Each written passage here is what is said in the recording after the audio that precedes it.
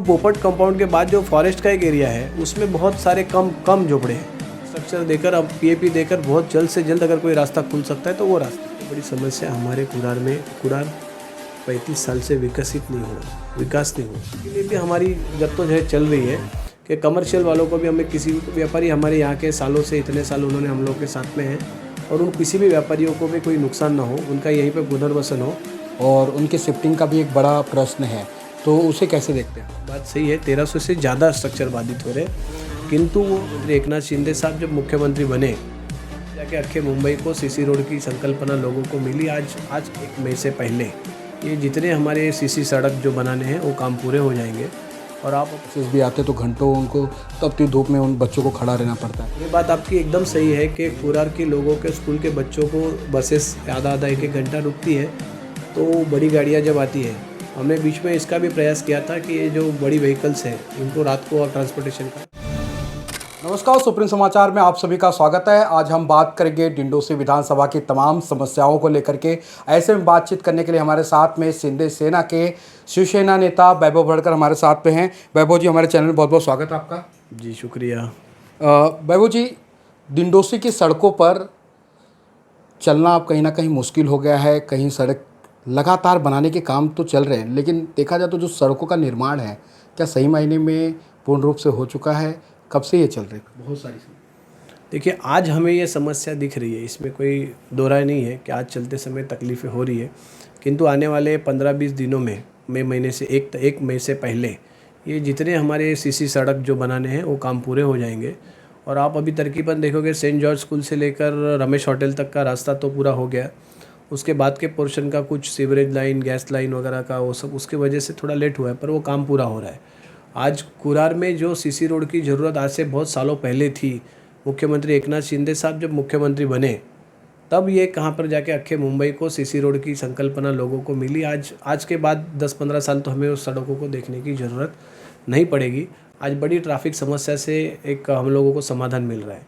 आने वाले समय में एसआरए के अंतर्गत जितनी डेवलपमेंट्स हो रही है वहाँ पर जो स्लम्स की है, तो बहुत सारे रास्ते खोलने के लिए हमारे खासदार वाइकर साहब, उन्होंने परसों भी एसआरए में मीटिंग ली, हम लोगों ने ली, और वो बड़े जोर शोर में रास्ते के विकास का कार्यक्रम आज शिंदे साहब जब से मुख्यमंत्री हुए तब से लेकर आज तक देवेंद्र जी के माध्यम से भी बड़े पैमाने पर ये सब काम चल रहे हैं, और लोगों को इसका बहुत अच्छे से फ़ायदा भी मिलने वाला है।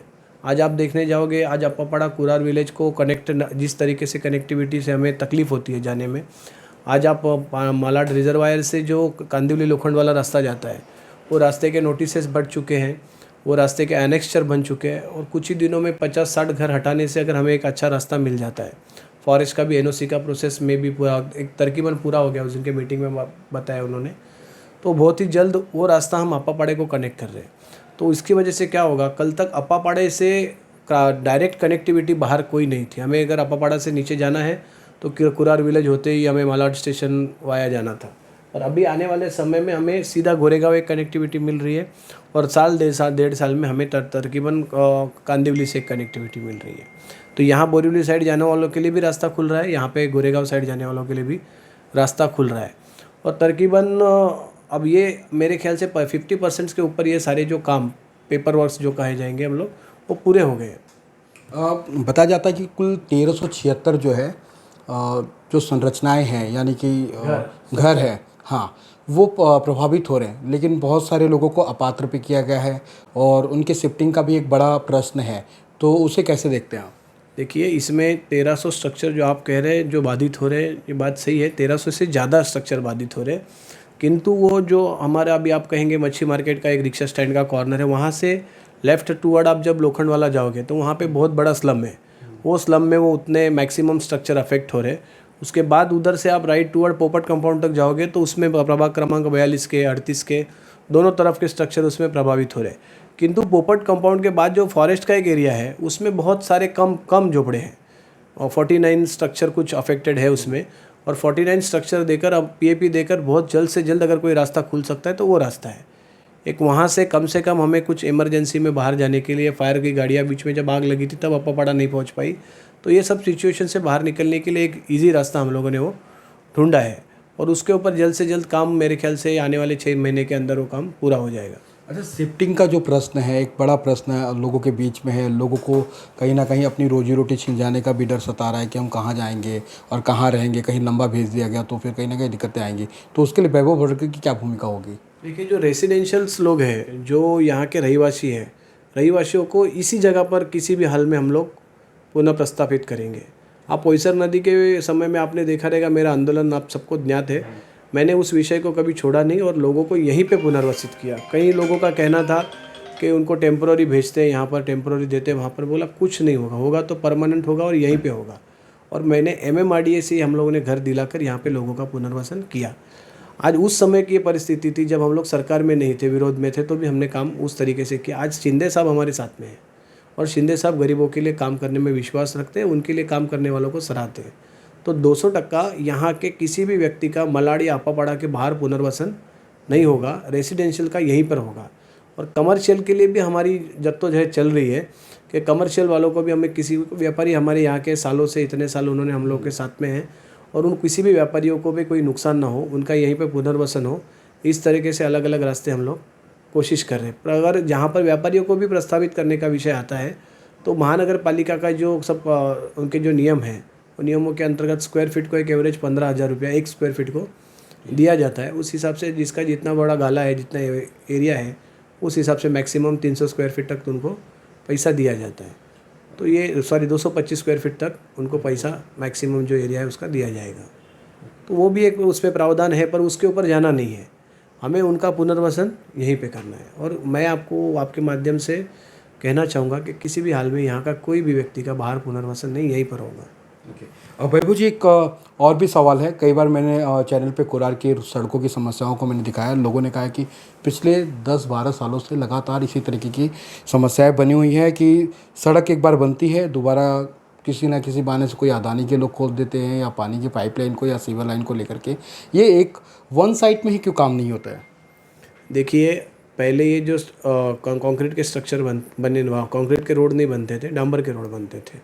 तो डांबर के रोड खोदते समय किसी के पानी की लाइन चाली की ख़राब हो गई, किसी के सीवरेज का, किसी का ड्रेन वाटर का विषय जो जाने वाला है, तो लोगों की समस्या वो लोग खोदते थे और उनकी समस्या जटिल रहती, तो हम भी उसके ऊपर बोल नहीं पाते। किंतु जब सीसी रोड बनते हैं तो जब सीसी रोड बनते हैं तो वहाँ का पाइपलाइन, वहाँ की मैक्सिमम जितनी ज़रूरत की चीज़ें हैं वो सारी पूरी करने के बाद ही वो सीसी बनाया जाता है।